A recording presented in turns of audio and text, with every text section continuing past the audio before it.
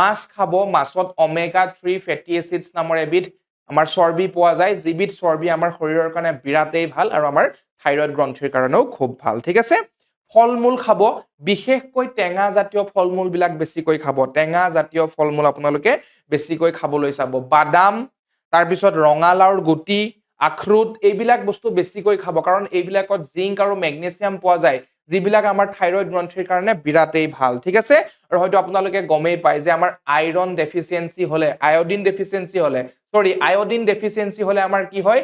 কেতিয়াবা আপোনালোকে হয়তো দেখিছে ডিঙিত এনেকুৱা ধৰণৰ ডাঙৰকৈ এটা ওলাই আহে, গয়টাৰ বুলি কোৱা হয়, সেইবিলাক আমি পিছত ডিসকাস কৰিম। তো আমাৰ আপোনালোকে চেষ্টা কৰিব জিংক মেগনেছিয়াম পোৱা খাদ্য খাবলৈ।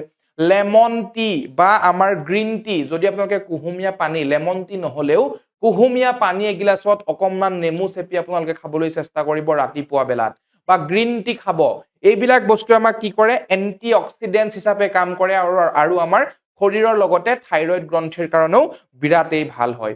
এতিয়া মই ইয়াতে এটা কথা ক'ব লাগিব, আমাৰ থাইৰয়ড সাধাৰণতে থাইৰয়ড গ্ৰন্থিৰ পৰা আমাৰ কি হয়?